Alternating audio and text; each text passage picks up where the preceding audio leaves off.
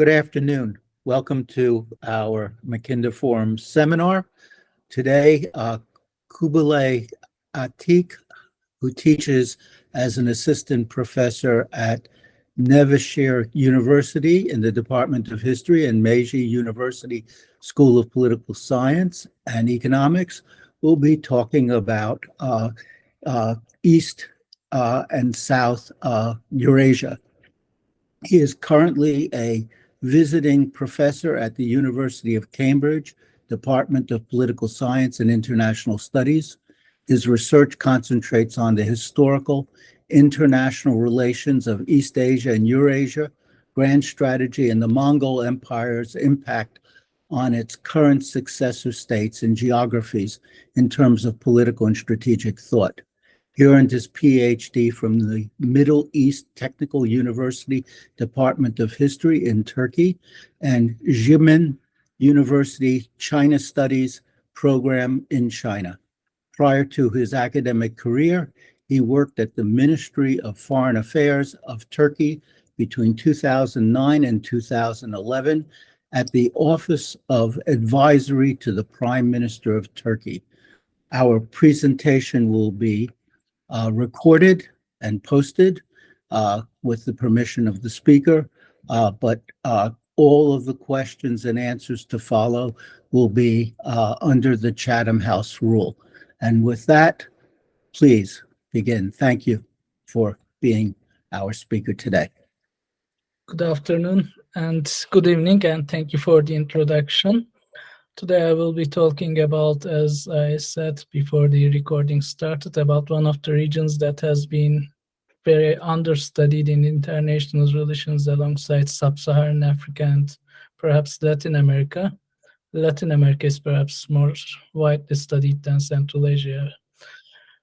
And I will start with an historical introduction. I just added a map here because I know all these Eastern countries are very confusing for most people, unless you are studying on the region itself. So as you can see, the largest country is Kazakhstan, then there is Uzbekistan, Turkmenistan, and Afghanistan. I added Afghanistan to Central Asia, the idea of Central Asia, because historically and geographically, at least the northern half of Afghanistan up to Kabul is part of Central Asia, both ethnically, linguistically, and historically. And then I will also be talking about Kyrgyzstan and Tajikistan. A historical introduction is, I think, necessary because the history of Central Asia is also very understudied, but I will be short about it. I will talk about the main events that shaped Central Asia, not all the important events, because it would take a lot of time. For instance, I won't be able to talk about the Greek kingdoms of Bactria, which are very important in early history, or Persian influences the Sassanid Empire, but I will rather be talking about what shaped Central Asia to its current form. So first there's the Turkification in the north, then there's the Islamization, then there's the collapse of the Caliphate, the Abbasid Caliphate, and the Turkic hegemony and migrations to the region. Then the Mongol period, then the Russian colonialism. I call Russian period as Russian colonialism because when we look at it, it's more or less a colonial rule, both during the empire and during the Soviet era. So Turkification process, it begins with the collapse of the Xiongnu Empire. The Xiongnu were in the east, in modern-day Mongolia. They were ruling also over Central Asia at some point, but once their empire collapsed, many of the Turkic tribes that were called Tiele or Tölös at that time migrated westwards. So in the northern and northeastern edges of Central Asia, some Turkic tribes began to migrate and change the ethnic composition, which was previously Indo-European speaking peoples, mostly Iranic, I can say. And this was accelerated with the collapses of the Turk Khaganate and then by the collapse of the Uyghur Khaganate, which kind of continued until the 9th century. Then the Islamic conquests ended the Sassanid Empire. The Sassanid Empire was important, as I said. I won't be talking about it, but it was acting like a barrier for these Turkic tribes to go further south and further west towards Anatolia. But with the collapse of the Sassanid Empire, the Turk Khaganate in Central Asia, the Muslim Arabs arrived in the region. And then after the Sassanid Empire, they attacked the Turkic tribes. There was this Turkish state. It's called Turkish, not with K, but with G.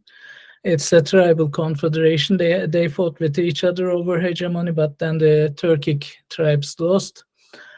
Then the collapse of the Abbasid Caliphate came. The Abbasids actually were rather good to the Turkic tribes because they came to power by using Turkic mercenaries and Iranian bureaucrats. When they rebelled against the Muawid Caliphate before them, they were basically dynasties actually.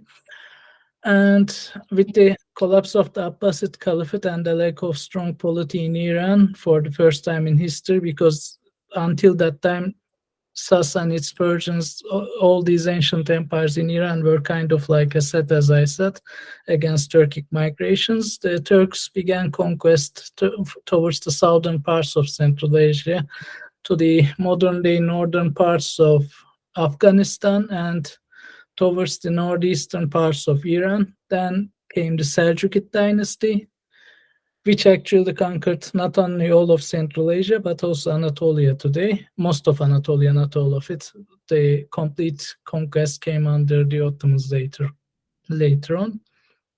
And the Seljukids were a short-lived dynasty, and then they disintegrated very much like the Mongol Empire.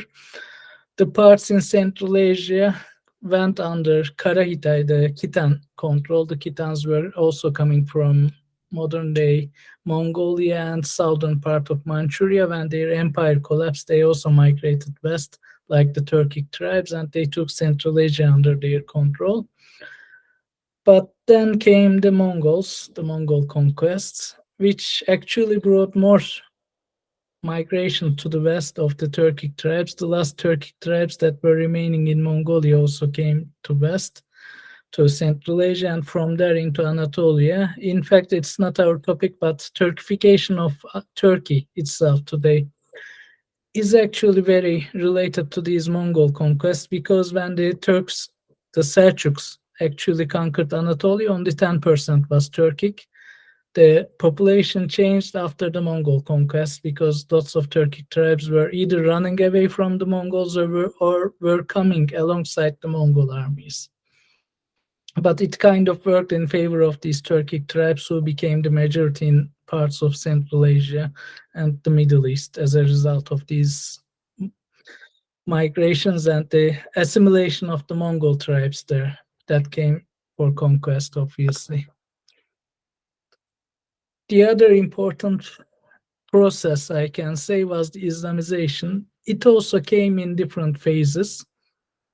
Like the Turkification phase, it also came in three distinct phases. Yeah, three. The Arab conquest first, it began with the Muawids, actually with Omar, the third caliphate, but it gained pace during the Muawid period.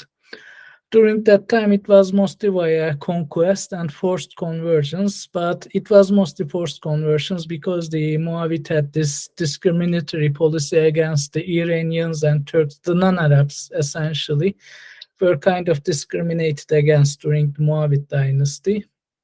Although they became Muslims, they were considered as second-class Muslims, but the Abbasid revolution kind of changed this. They got support from the Iranian and Turkic populations of Khorasan today.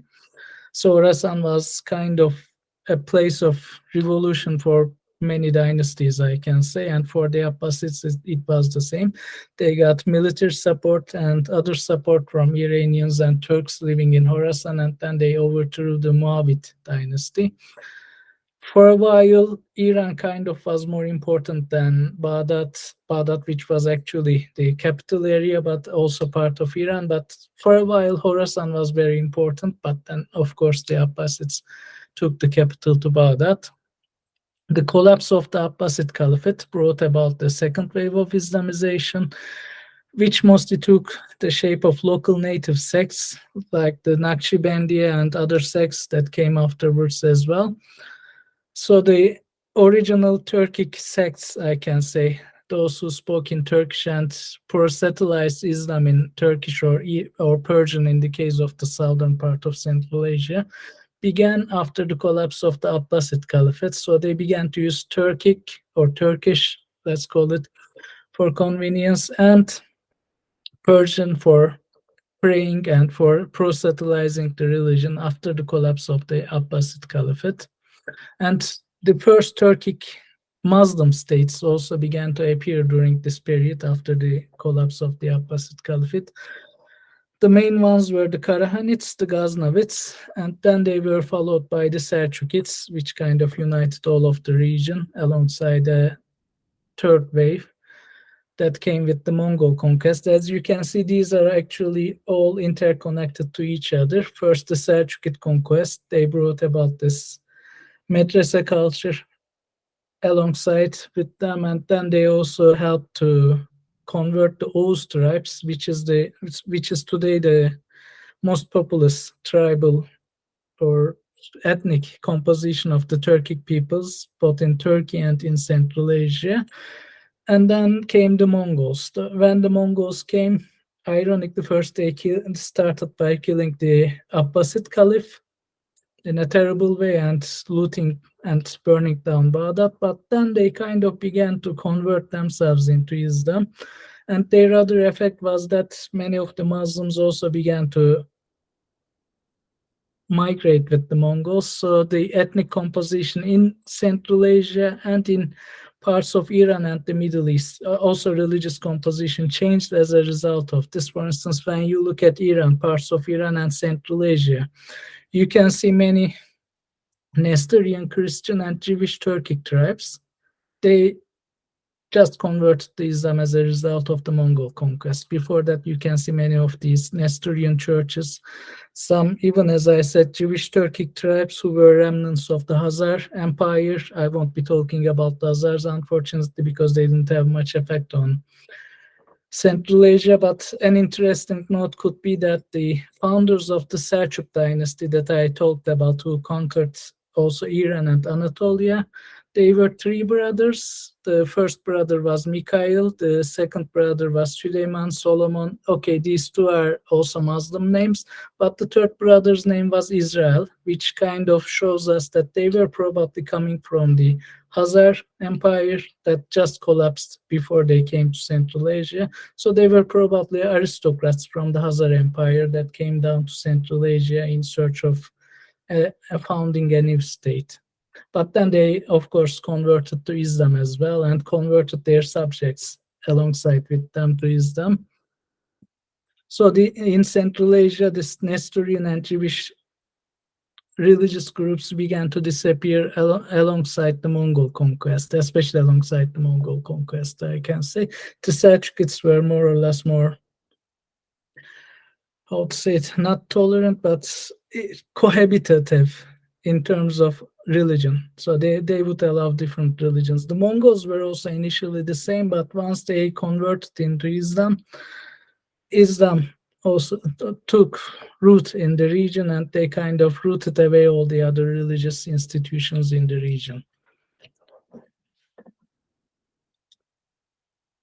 Sorry again. Then came the Turkish rule, the Mongol period. Yeah, I will be talking about the Mongol period and the Turkish rule. I already spoke about the Turkish rule, actually. Now the Mongol period. The Mongol conquest took part in Central Asia as a result of Western expansion, actually. The first Mongol campaigns came as a result of killing Genghis Khan's ambassadors. He didn't really want to conquer it at first. But according to one article I read, for instance, the Khwarezmians at the time took advantage of the weakening of the Khitans that I mentioned about, and then they wanted to expand eastwards into China. So Özkan Izgi, one of the professors who passed away from Hacettepe University, he claims that Actually, the reason for killing Mongol envoys was this, because they also wanted to expand eastwards into China at the time. So it was kind of inevitable that if a power in Mongolia and Central Asia kind of united these regions, they almost always fought with each other throughout history. I didn't talk about it, but the Turkic Khaganates and later on Arabs and the Chinese, they all fought with each other over sovereignty of this region. And the same happened with the Mongols, and Mongols became the powerful side. They became the hegemonic side in Central Asia. And then the Mongol polities in the region brought about fundamental changes. The Iranian cultural influence on the Turkic population centers increased. Before, the Turkic tribes in the north, and there were the Iranians in the south, and Turkic tribes were mainly writing down their records in Turkish. For instance, you have the Skutat Kubilik and the first Turkish dictionary written by the Turks during the pre-Mongol period. But with the Mongol conquest, there was this amalgamation of different cultures. Mongols really liked it. They brought in Chinese bureaucracy into Iran and Iranians into China, and they did the same thing in Central Asia. So Turks and Iranians kind of mingled further. There was this mingling of cultures, but it kind of accelerated with the Mongol conquests, and the ethnic composition also began to change further with the Mongol conquest, as I said, because Turks were migrating in front of the Mongols or alongside the Mongol armies, either running away from them or coming with them as conquerors. Understanding of hegemony and sovereignty, legitimacy of the ruler underwent also serious changes during this time. Most people often confuse the pre-Mongol Turkic understanding of hegemony and the Mongol one, and the social structures. Although Turks and Mongols are very similar to each other in terms of daily life or some of the understandings of their sovereignty, they had differences as well because of the Turkish conversion to Islam, I can say, and because of their understanding of who can be or who should be the ruler. For instance, one example is Mahmud of Ghazna. He was originally a slave in the Samanid court, an Iranian dynasty that was short-lived. He overthrew his masters. He became the master of the state. We can see the same thing also in the example that I gave, Mikhail Suleiman and Israel. And you can see it in Egypt as well, the Mamluks. The famous Mamluks, they were also slaves originally. So a slave can be a ruler in the Turkish mindset. It's more about meritocracy. So both the Mongols and the Turks, they had this idea of Kut in Turkic and Su in Mongolian, which can be roughly translated as mandate of heaven, but it was a bit different from the Chinese Tianming idea as well. In the Turkic case, it's more like the Chinese case. So if you are capable, if you have merit, the god can, Tengri or the sky god can give you this kut or mandate to rule over the people. But in the Mongol case, the main difference was that you had to come from a bloodline. Genghis Khan, for instance, we know that after Genghis Khan, only the Genghisids could become rulers. But even before that, Genghis also had a very long line of descent before him, and he was kind of tracing his lineage to other Khagans before him, the Mongol rulers, and all the way to the ancient Xianbei tribes. So for him, lineage was very important. And in fact, when we look at the secret history of the Mongols, which was kind of a political propaganda as well, the guy who took his wife, Genghis Khan's wife, as his concubine, was regretting that he did not look at the words are, I did not look at my black hat and black hair, but took Genghis Khan's white wife as my concubine. Here, black and white actually represent social distinctions. Black bone, as it was called in Turkic and Mongolian, were the ordinary people. The white bone were the aristocracy. So he was kind of regretting, or via the secret history, he was made to regret his decision to make an aristocratic woman as his concubine, although he was an ordinary man without any lineage. So Genghis Khan really gives importance to aristocracy, and alongside the Mongol rule, aristocratic lineages gained importance. Whereas in the Turkic case, for instance, there's a similar case from the other side. The Orhon inscriptions, the first written Turkic inscriptions written in Turkic languages. There you have this propaganda saying from the Kagan, Bilge Kagan, I think I might be wrong, saying, I gave clothing to the naked and I gave food to the malnourished. So he's talking to the masses rather than the aristocracy in that propaganda.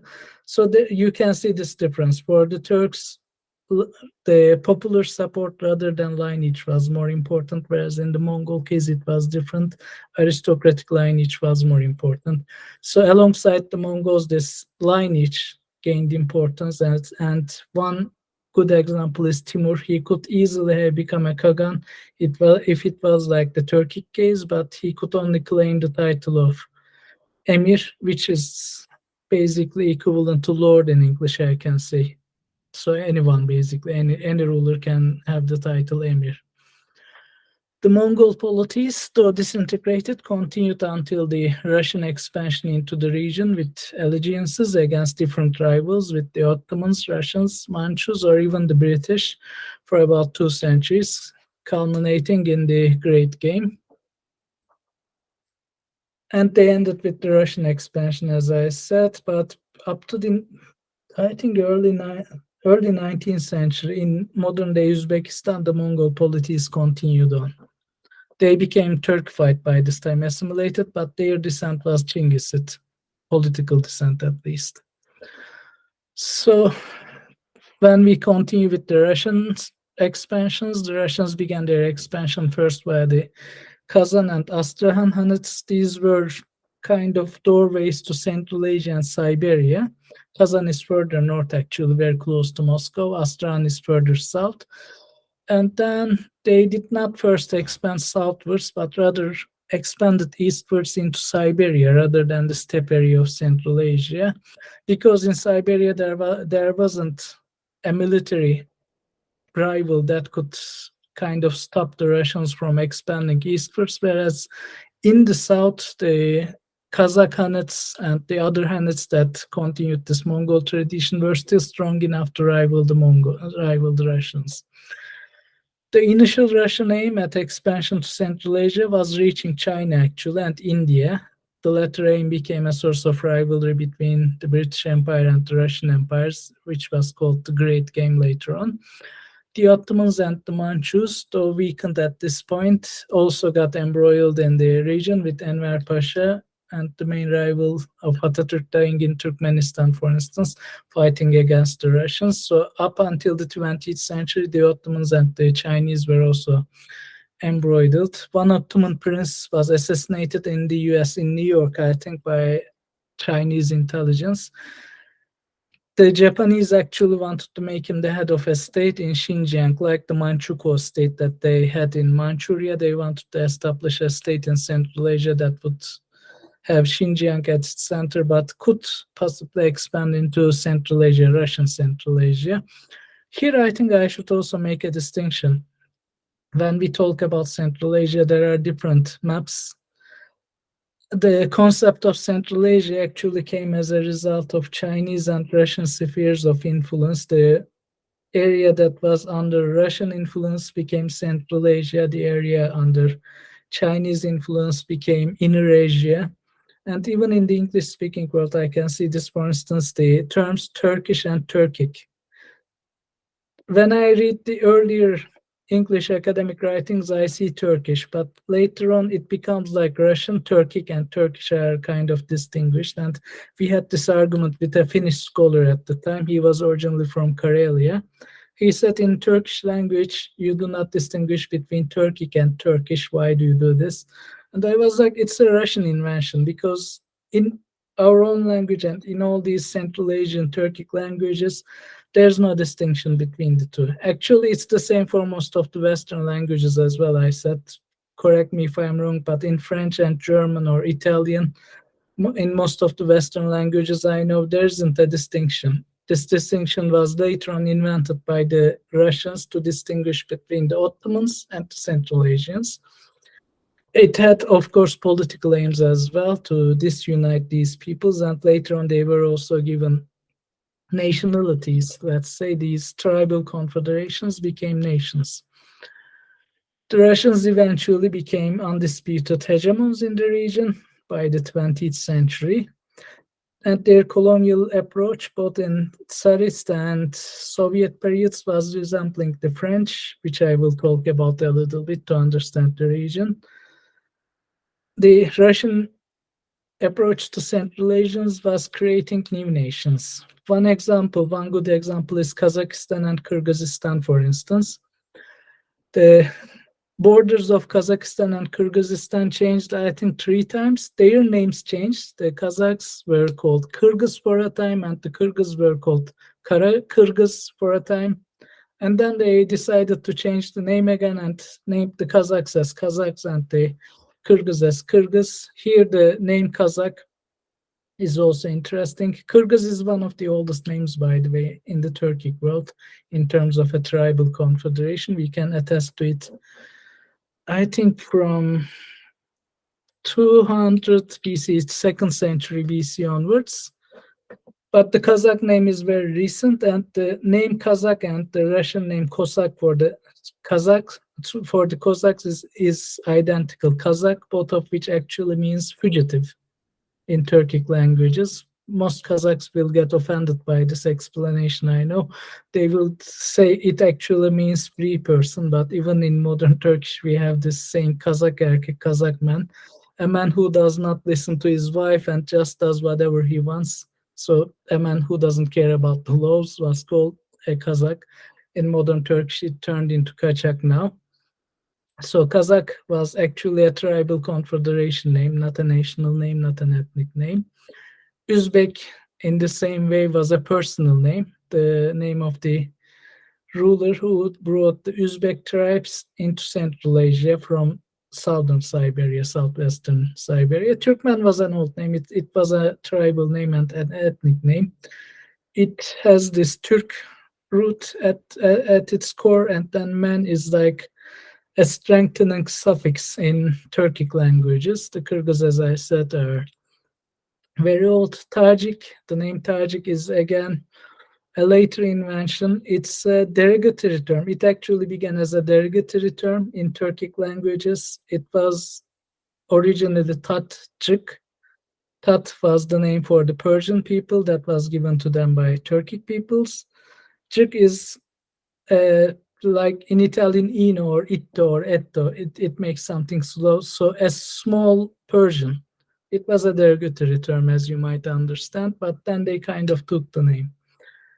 Afghan also again appears much later on, although the Afghan nationalists might, especially the Pashtuns, might claim that that name also appears in Herodotus, etc. We know that it began to be used after the 16th century, and not as an ethnic name, but as a name of a confederation.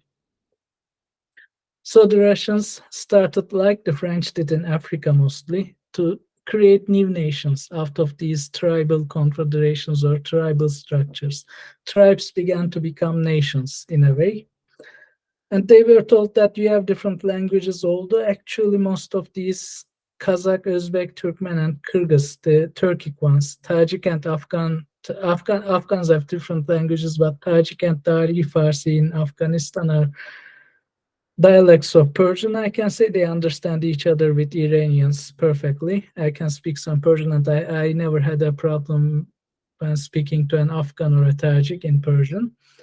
The same goes for these Turkic languages. Now the Turkic languages kind of became much different during the Soviet era as a result of the Soviet policies to give them new alphabets, to kind of standardize the spoken tribal dialects into standardized new languages. But actually, even now, for instance, as a personal example, my wife is Spanish, but her native language is Danish. She learned Turkish much later on. I was at an online conference in Kazakhstan when she listened to Kazakh language, which is one of the most distant to modern Turkish. After 30 minutes or so, she said, I think I began to understand what they are talking about. So there's a closeness. The closeness is, I can say, much more than Bavarian German and Standard German. I can give examples for English as well, but I don't want to offend anybody. So they were basically dialects at the time, and in Turkey they are still called as dialects, but then they became national languages. You can see the same process in the Balkans as well. So these dialects become national languages, and these tribal confederations or tribal peoples, and in the Uzbek case, peoples speaking more or less the same language but never saw themselves as a nation, but rather as city-states in the case of Uzbekistan, such as Samarkand, Hiva, etc. They became nations under Russian rule. The Russians followed this policy for different aims. One aim was to prevent any union between these peoples. You might ask why? Because before the Russians came, the written language of the area was Çağatay Turkic, which was very understandable to an Ottoman guy. If you wrote in Çağatay Turkic, you could read it in Ottoman Turkic, and if you wrote in Ottoman Turkish, a Çağatay Turkish speaker or a Çağatay Turkish reader could easily understand Ottoman Turkish as well. It was just their own languages written in Arabic script. But later on, as they changed these alphabets, gave them new alphabets based on Russian Cyrillic, but with differences that would make them kind of difficult to understand each other. They kind of distinguished between these peoples. We can see also the same thing in Azerbaijan until I think 1936, I might be wrong, in Azerbaijan's constitution, it wrote Azerbaijan Republic's formal language is Turkish, then it was changed to Azeri. So it's kind of creating new nations in a colonial way like French did. So I will speak about countries now, the main issues, but I don't want to make it as a lecture. I already spoke for 30 minutes, I guess. So Kazakhstan is by far the largest state in the region with a population of 20 million, which is growing faster than its neighbors. I think they're having a population boom. Just today I was talking to someone from Kazakhstan. In addition to having a large gas and oil reserves, Kazakhstan also hosts the Baikonur Cosmodrome and hosted Russian nuclear missiles for a short time. Along with Kyrgyzstan, it is rather a stable state with a 15% Russian population, declining since the dissolution of the Soviets. Because before, actually, the Russian population was much more than the Kazakh population. I think at one point in the 60s, the Kazakhs were only 30% of the whole population of Kazakhstan. There's even a German city, Karaganda. I was going to go there for a conference, but then the COVID-19 happened, so I couldn't travel to Kazakhstan. I really wanted to see that city because it's an interesting city, a complete German city inside of Kazakhstan, with still some Germans living in it. But then the Russians left, later on the Germans and other settlers left, so the Kazakh population also grew faster than the other ethnicities. Today, the Kazakhs are more or less the dominant population inside of Kazakhstan. Their economy is mostly, as I said, based on selling gas and oil, but they're also developing their industry, I might say. Beginning from the 1940s onwards, there's also a developing industry. Uzbekistan is the most populous, 37 million, and actually all the other ex-Soviet republics combined cannot match this population, and industrialized of all the Central Asian states, and has the strongest army. Their army is, I think, 65,000 personnel. So as you can see, their armies are rather small. Uzbekistan is competing with Kazakhstan over being the dominant, strongest power in the region. And it also intervened in Tajikistan, Kyrgyzstan, and I think also in Afghanistan, because northern part of Afghanistan is actually Uzbek. Some of you might know Rashid Dostum, who was originally an Uzbek. There was even a movie about him in Hollywood. I watched it once, and it's strong, I think. They helped the American powers to take over Taliban in the north. And water issues. One of the issues of Uzbekistan is with water. So their main concerns are water issues and security, I can say. Although having the strongest military in the region, they still are not enough to cope with all of their problems all at the same time. The main two problems for Uzbekistan is the water. Aral Lake, Amudarya, Oxus, and Sirdarya, the Jaxartes rivers. Between Uzbekistan and its neighbors, most of its neighbors, these rivers are born in Kyrgyzstan, but then take a turn towards Uzbekistan and Kazakhstan, and they had problems with Kazakhstan over the dams on these rivers because Uzbekistan really needs this water for its survival, but it didn't turn into a war. And another problem for Uzbekistan, one of the major problems, is raising Islamism, especially this ISIS-K and the Uzbek minorities in the neighboring states. The Uzbek minorities are important because these borders, as I said, were drawn by the Soviets, Russians, like colonial borders. So they didn't really reflect the real populations on the area. The Kazakh-Kyrgyz border changed 3 times, as I said, and the Uzbek border was not changed, but it kind of was drawn arbitrarily, leaving many of the Uzbeks outside of the borders of Uzbekistan and leaving some Karakalpaks who are closer to Kazakhs inside of Uzbekistan, which kind of had a rebellion, I think last summer or last spring. And Kazakhstan and Uzbekistan are tense about the Karakalpak, although they don't say this openly now. I just today talked to someone from Kazakhstan. They said there's still this tension going on about the Karakalpaks, but also the Uzbeks in the neighboring countries. Sometimes there are pogroms against the Uzbeks in these countries, especially in Kyrgyzstan and Turkmenistan. So it kind of becomes a source of tension between these Central Asian states. And before going to Turkmenistan, I must say ethnicity did not really matter historically in these regions, other than the fact that this is related to Uzbekistan. Certain ethnicities were doing certain jobs. A bit like medieval Europe, I can say. In medieval Europe, you would take over your job basically via the guild and via your father or via your family. Something similar was happening in Central Asia, especially under Mongol rule. So the Persians became bureaucrats or merchants. Turks became military men.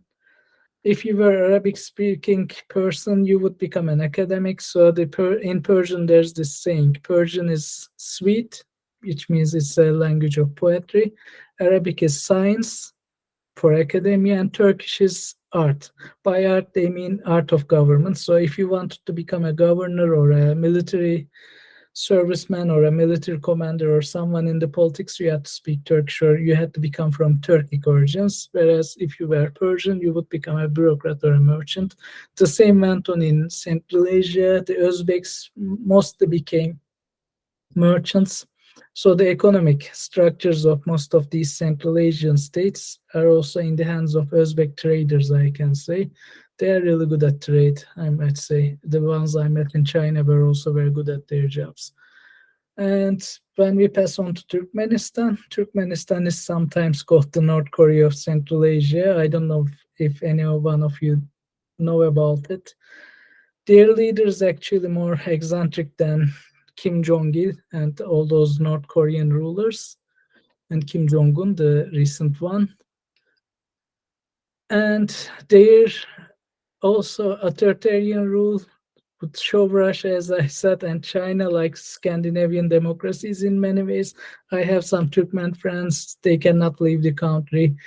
And if they leave the country, going back to the country is also kind of a mess for them. And it was by law forbidden to become COVID in Turkmenistan. So you weren't allowed to get COVID-19 during the pandemic by law. You would go to jail if you got COVID. They have a huge natural gas reserves though, which will be connected alongside Kazakhstan reserves to Turkey via Azerbaijan. And this corridor will be important, I think, for EU especially,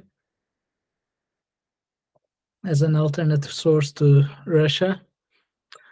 On paper, Turkmenistan has the perpetual neutrality policy in their foreign affairs. They are like Switzerland in a way, at least on paper. And thanks to their distance, they can balance Russia and China because they don't border either Russia or China. They only border Iran to their south. The other borders are with Uzbekistan, Kazakhstan, and Afghanistan, none of which actually pose any military threat to Turkmenistan at the moment.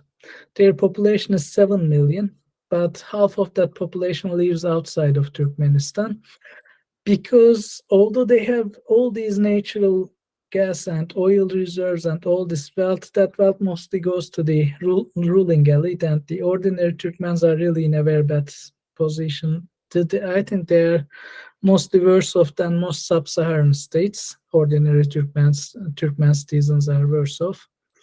So if you earn like $100 a month, you are earning well in Turkmenistan now. That's why most of the population wants to emigrate to the Russia or outside of Turkmenistan. And when they go, they don't want to come back. So, some are also in Turkey now. And some are trying to go to Europe and the United States. When we pass into Kyrgyzstan, those three were the main strong powers, as I said. Kyrgyzstan is rather small, as you could have seen in the map as well. Alongside Tajikistan, these two are the smallest and least populated. The Kyrgyz are by far the oldest Turkic group. Their name is recorded as early as the 3rd century. I said 2nd century, but it seems I was wrong. 3rd century BC in Chinese sources. They ended the Uyghur Empire in 1840, which resulted in Turkic tribes migrating westwards into Central Asia, as I said at the beginning of my presentation, but afterwards they lived mostly in Siberia until their migration southwards following the Mongol conquests. But some Kyrgyz tribes remained in Yenisei region well into the 18th century as Mongol vassals. Later on they became Russian vassals. They were kind of a source of rivalry between the Oirat Mongols, who were very strong for a time, rivaling both the Manchus and the Russians for a short time, but then were taken over by the Russians. Kyrgyzstan, along with Tajikistan, is one of the two republics that has no significant natural resources other than water. Kyrgyzstan has this source of the two rivers, Oxus and Jaxartes, or Amudarya and Sirdarya as they are called in the native language. Their population is 7 million and they are one of the least Russian populated countries in Central Asia. Their demographics are rather healthy. And in a way, they are the closest thing to a democracy, what we can call a democracy in Central Asia. I really forgot the number of presidents they had because in recent years they changed presidents, I think 4 times or so in the last 3 years. But they are regularly changing their presidents, which is a sign of democracy, I think. So the presidents in Kyrgyzstan are changed with elections, free elections. Although we must not be too optimistic, it's not a European democracy. There's still some social and democratic rights that are being curbed by the state, especially they fear Islamism there, so they are curbing the rights of the Islamic movements, but they're also curbing the rights of others such as the LGBT rights groups, etc. So they are not a complete democracy, but they are closest to what we can have as a democracy in the region. Sorry. There's a 14% Uzbek minority, which is one of their other problems. They dominate the economic life in Kyrgyzstan, and there are sometimes ethnic clashes between the Kyrgyz and the Uzbeks. Actually, there were also some clashes between the Turks from Turkey and the Kyrgyz during those color revolutions that took place, that began in Ukraine and spread over to some other countries. They were also seen in Kyrgyzstan as well. They weren't successful to some degree, but during that time, some of the Turkish markets and some of the Turkish businesses were also looted, which shows some resentment of this economic domination by Uzbeks, Turks, and other foreigners or others that are seen as foreigners by the Kyrgyz. Then comes Tajikistan. Tajikistan is the only Persian speaking. I called it Persian speaking because, as I said, their language is really close to Persian. So it's just a matter of naming it as Tajik, but 90% they are mutually intelligible to each other. They are much more like dialects rather than different languages. Their population is 10 million, and the Russian population is 0.3. And they also have an Uzbek minority, 11%, which also dominates economy in Tajikistan as well. The country saw a civil war among the clans after its independence. It is by far the most unstable country after Afghanistan. Actually, it was more or less like Afghanistan to some degree until recently. There is rampant corruption, authoritarianism, civil unrest, fundamentalist Islamists in eastern part of the country near the Chinese border and Kyrgyz border and Afghan border. And they also had some clashes with their neighbors, especially with Taliban in 2021, Kyrgyzstan with 2022. And today when I spoke to acquaintance from Kazakhstan, he said Kazakhstan and Kyrgyzstan are also close to having these border clashes because of these border issues between the two. It's rather tense, but I don't know if it will escalate to that.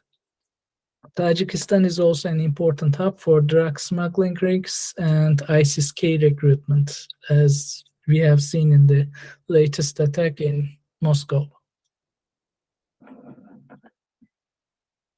And Tajiks, by the way, although they speak Persian and they are closely related to the Iranians, they are Sunni. They are not Shia Muslims. They are Sunni Muslims, predominantly Sunni Muslims, 96%, I think. The same goes for the Persian-speaking Afghans. Afghans are also very, sorry. Afghans are also very colorful in terms of their ethnic composition. So there's no ethnicity called an Afghan. There are different ethnicities living within Afghanistan. Following the American withdrawal, the country is mostly run by Taliban. I don't know if the Panjir is still holding, but it's mostly Taliban and ISIS-K fighting each other. Before, there were Uzbek and other Turkic minorities in the north, led by Rashid Dostum, and Tajiks in the Panjir Valley that held out, but the Turkic groups were disarmed in a way and are virtually ceased to exist as independent political players. Rashid Dostum, I think, at the moment lives in Turkey, the guy who helped the Americans and who had this Hollywood movie. I met him once when I was a diplomat, so he's basically living in Gölbaşı, Ankara now. I don't know if he returned to Afghanistan later on, but probably he's in Turkey now. Taliban originally was predominantly a Pashtun organization, a tribal one again, Pashtun tribes. This is one of the things that we kind of ignore about Central Asia. Most of these states, they became nations as a result of Russian involvement, as I said, but originally they were tribal peoples. The same goes for Kazakhs, Kyrgyz, to some degree Turkmens. Uzbeks were urbanized, but for them it becomes localities, cities this time. So different cities have different identities, so most Uzbeks will identify with Samarkand, for instance, or Tashkent, their own cities, rather than this Uzbek identity. This Uzbek identity is rather weak. I'm not saying it doesn't exist, but it's not like a French identity, if you make a comparison. The same especially is true for Kazakhs, Turkmens, and Kyrgyz, as I said. For instance, there was this rebellion in Kazakhstan, western part. Most people thought it was a color revolution. It was actually the tribes living to the western part of Kazakhstan who wanted more money from this petroleum and natural gas wealth, which was extracted from the western part, but the ruling elite was belonging to the tribes from the eastern part of Kazakhstan. They had this small junior, senior, and middle Jews in the past. These were tribal confederations again, 3 different confederations. They kind of ceased to exist, but these tribes still continue. The same goes on in Afghanistan. They are a tribal society still, So when we talk about the Uzbeks, we actually talk about Uzbek tribes living there as pastoral nomadists. When we talk about Pashtuns, we talk about Pashtun different tribes that came together to organize into what became Taliban later on. They were organized by this Taliban, Islamic clerics that lived there and that were kind of trained during the Russian invasion of Afghanistan, but then came to dominate the first the Pashtun tribes and then all of Afghanistan. So when we look at Taliban, it's again as much a tribal confederation as a religious or a Islamist organization. The main concern for the Taliban currently is a possible clash with Iran over water and border issues, but also ISIS-K. So I come to the other part, external powers. Sorry, I think I spoke too much. Russia, China are the main players in the region. After them comes Turkey and Iran, India to some degree, Pakistan tried, the US and EU, especially the US was there for a period during the invasion of Afghanistan. Japan and Korea also tries to play a role. For Russia, I won't be speaking. I have already spoken much about Russia. China, as you know, has been building this Belt and Road Initiative into Central Asia. One of the things that I realize when I speak to the Chinese is that they are kind of making this preparation for a possible American blockage of the Pacific. In case they are not successful, the Chinese are not successful in breaking this block, Central Asia via Iran and Central Asia via Pakistan can also act as corridors for China, and they would also provide China with petroleum and natural gas, even if natural gas and petroleum might not flow from Middle East. So it's kind of a lifeline for them in case there's an American containment of China and Russia. So they will not be needing the Pacific if they will not be able to sail in the Pacific. And via these railroads, they think they might kind of substitute the Pacific, Indo-Pacific, and the fleets there.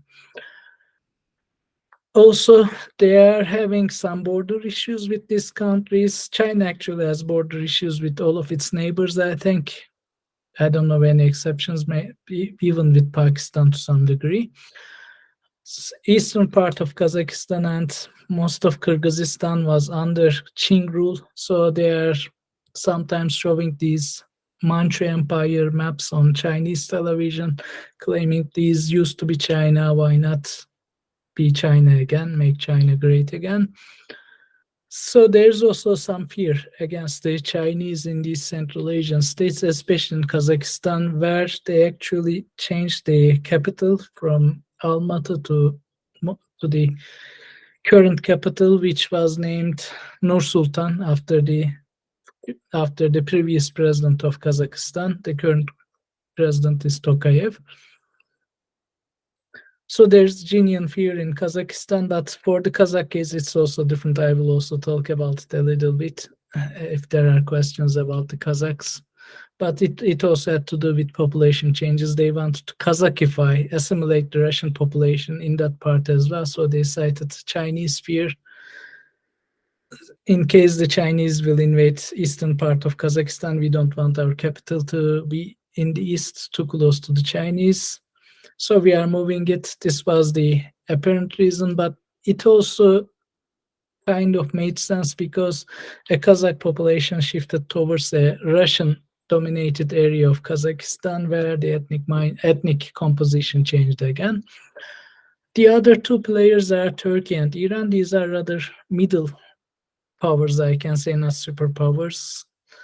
Turkey has been embroiled in Central Asia since 1990s, just after their independence, because of obvious reasons of speaking similar languages, having cultural and historical affinity to each other, understanding each other. I remember in the 1990s and even in the early 2000s, there was genuine hope in Turkey that there will be this Turkic union that will rival EU perhaps in the long run, but it didn't happen, of course, because geopolitics don't run only on ethnic friendships.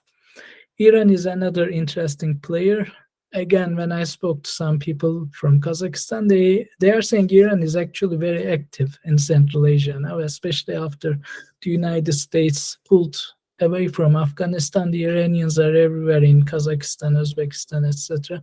In academia, as I heard, but also they are trying to get into soft power in the politics of these countries by citing Islam as a unifying element in their relations with the Central Asians. Pakistan tried the same actually in the 1990s. They later on failed, but Pakistan itself is at the brink of becoming a failed state after all. So they couldn't succeed. Iran is trying to do the same, and they are also using their geographic position, which kind of connects them to the Western world. Because now, if you want to travel via land route to Turkey and from there to Europe, you have to pass via Iran. The other option is Russia, which is longer and which they sometimes do not want to use, especially Kazakhstan does not want to depend too much on Russia. But Turkey is trying to change this. Now they are building petroleum pipelines from Kazakhstan to Azerbaijan and Turkmenistan to Azerbaijan, which is already connected to Turkey, and from Turkey to the Mediterranean and all the way to Europe also. There are different pipelines. So if this works, it might kind of give some leverage to these two, Kazakhstan and Turkmenistan, because at the moment they can only sell most of their gas to China or Russia or via Russia to Europe, but then they will have alternative markets in the West if they can manage this. That's one of the reasons I think Turkey and Azerbaijan is insisting on this Zangezur corridor that will run from southern tip of Armenia. The current road, the only road that connects Turkey to Central Asia, is via Iran and then via Azerbaijan to Central Asia from the Caspian Sea, or via directly from Iran. And the other player is India, an important player. Again, they are very active in Central Asia at the moment. They are trying to counterbalance China in the economic sphere. They are investing a lot, it seems, to the Central Asian states in the economic sphere. They do not have military presence, unlike Iran, for instance, China or Russia, which directly, of course, neighbor the region. But they wanted it for a while, actually. India, I think, had a military base in Kyrgyzstan for a while. They still might have it, but it's not so active, especially after the United States pulled from Afghanistan. Iran and India's hopes of getting a hold in Central Asia kind of became vain for them. Very difficult, if not impossible. So they have to reach it either via Pakistan now, which they wouldn't prefer. The other way is Iran. So they seem to be working with the Iranians at the moment to reach Central Asia. And more importantly, the US and EU. These had great potential after 9/11 when the US invaded Afghanistan. There was genuine hope in Central Asia that they will have some relations with the US and EU to some degree.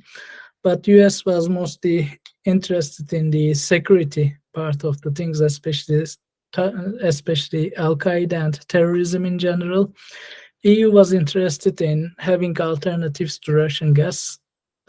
We cannot blame the Germans for depending too much on Russian gas. In a way, they also kind of had to do it to some degree, of course.